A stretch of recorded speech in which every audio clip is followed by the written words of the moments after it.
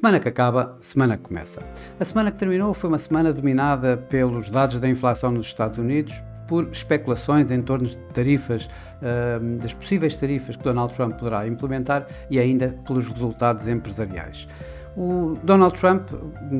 foi mais uma vez o centro das atenções dos mercados, com os mercados continuamente a especular em torno do que serão, que implementação de tarifas Donald Trump poderá fazer na próxima semana, nesta semana que vai entrar, e agora com os mercados a contar com uma implementação progressiva dessas mesmas tarifas, de forma a evitar um pico inflacionista. Ora, foi exatamente a inflação o grande tema também em termos de dados económicos durante esta semana, não que fosse assim tão diferente quanto isso. A inflação total subiu de 2,7 para 2,9, tal como era esperado. No entanto, a inflação subjacente recuou, com os preços a subirem um pouco menos a nível mensal do que seria de esperar, e isso acabou por levar aqui a um reajuste das expectativas dos mercados. As yields obrigacionistas acabaram por devolver os ganhos que tinham feito na semana anterior, quando dos dados do mercado de trabalho, dos fortes dados do mercado de trabalho. Desta vez foi o contrário, houve aqui um reajuste exatamente nessas nas taxas de juros e na expectativa do Banco Central, da Reserva Federal, que já no final da semana, princípio desta última semana que passou, os mercados apontavam para apenas um corte já durante este ano 2025, e ia lá acontecer lá mais para o segundo semestre deste ano. Segundo a CME, do Fed Watch Tool, acaba por essas expectativas reajustaram um pouco, voltaram a ter novamente os tais 2 cortes de taxa de juros, tal como projetado pelos próprios membros do FOMC em dezembro na reunião. Aliás, foi exatamente isso que vieram falar a alguns membros da Reserva Federal, nomeadamente este senhor Christopher Waller, que foi foi bastante mais dovish do que seria de esperar. Apontou para a possibilidade de haver um corte de taxa de juros já neste primeiro semestre. Não retirou a hipótese, inclusive, de haver um corte de taxa de juros já em março, e abriu mesmo a porta a haver mais do que os tais 2 cortes de taxa de juros que foram apontados nas projeções dos dot plot em dezembro. Isso acabou por dar aqui uma reação nos mercados bastante mais dovish. Por parte do Banco Central Europeu, tivemos as minutas do Banco Central Europeu, que também elas foram um pouco dovish. Falaram que, nomeadamente, houve uma discussão acesa sobre se deveriam ter cortado 25 ou 50 pontos na última reunião, em que cortaram 25, e com Mário Centeno, um dos poucos que falou durante esta semana, também a mostrar essa ala dovish e esse sentimento de que o Banco Central Europeu irá continuar a cortar taxas de juros. Em termos empresariais, tivemos o início da época de resultados empresariais nos Estados Unidos, como sempre com os grandes bancos, e desta vez os grandes bancos não desiludiram os mercados, tendo o segundo maior lucro anual de sempre sido divulgado do ano de 2024, levando os bancos, nomeadamente JP Morgan Chase, a apresentar pela primeira vez um lucro anual acima dos 50 mil milhões de dólares de lucro. Tudo isto acabou por impulsionar bastante o mercado acionista, que, de uma forma geral, com algumas exceções, acabou todo ele em ganhos, nomeadamente alguns mesmo na Europa em máximos de sempre, como foi, por exemplo, o Eurostoxx 50, que vemos aqui assim que ganhou esta semana 3,4%. Já nos Estados Unidos, o S&P 500 ganhou 2,9%, com o Nasdaq a subir um pouco acima disso também. Na Ásia, de facto, é onde assistimos a algumas exceções. Temos aqui uma delas, o Nikkei, que caiu cerca de 2%, isto também com os mercados já a descontarem, com um iene mais forte e a descontarem uma subida de taxa de juros por parte do Banco do Japão. Por cá, no mercado nacional, o PSI, depois da forte queda da semana passada, esta semana recuperou e ganhou aqui com 4,2%, com praticamente, aliás, com todos os componentes desse PSI 20 a terminarem em ganhos, a terminarem positivos, destacando-se a Mota-Engil, que foi o que mais ganhou 10% esta semana, e o que menos ganhou acabou por ser a EDP Renováveis, que ganhou um pouco menos de 1%.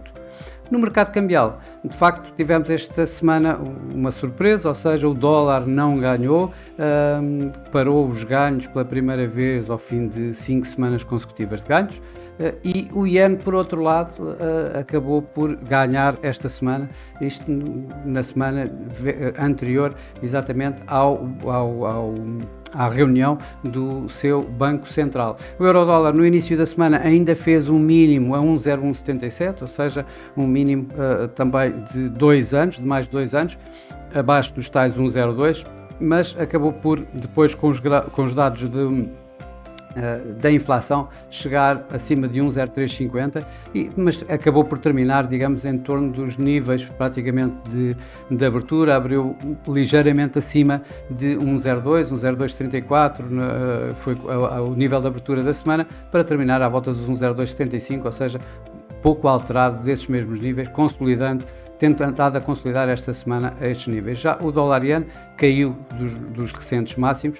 para terminar aqui assim já à volta dos 155, ou seja, preparando, digamos, a reunião que vem aí esta semana. A divisa que mais perdeu, que continua a perder mais, continua a ser a Libra, com o Euro-Libra registar máximos dos últimos meses, chegando aos 84,60, depois de há bem pouco tempo ter chegado a mínimos de mais de 2 anos na ordem dos 82, e o Libra-dólar a chegar a 1,21, o que também já não acontecia desde outubro de 2023. Em termos de mercados emergentes, há uma recuperação com as yields obrigacionistas a caírem, com o dólar a cair. O rand sul-africano registrou alguns ganhos esta semana,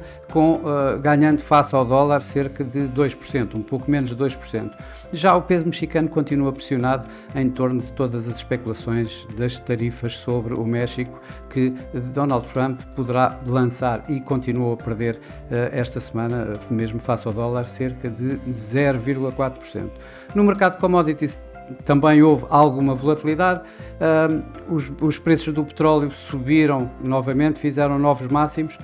antes de voltar a recuar com as tensões no Médio Oriente a abrandarem, com a possibilidade de haver, nomeadamente Donald Trump ter apontado que uma das suas ações será colocar uma produção maior de petróleo nos Estados Unidos, e tudo isso acabou por abrandar esses ganhos, digamos, iniciais que houve com este novo sentimento de risco a voltar aos mercados. Ainda assim, o Brent conseguiu ganhar esta semana um pouco mais de 1% e o WTI à volta dos 2%. O ouro, também com a inflação de alguma forma a diminuir, mas com também, ao mesmo tempo, as tensões geoestratégicas a diminuírem, também acalmou o ímpeto que ultimamente tem tido. Ainda assim, veio a ganhar 1,2%, também com um dólar um pouco mais fraco. Na semana que vai começar,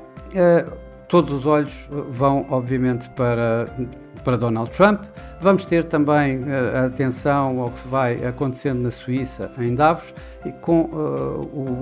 o grande evento em termos de bancos centrais a ser o Banco do Japão, o primeiro grande evento em termos de bancos centrais neste ano, o Banco do Japão, em que os mercados, em termos de indicadores económicos, apenas vão estar focados, ou vão estar principalmente focados nos dados dos PMIs.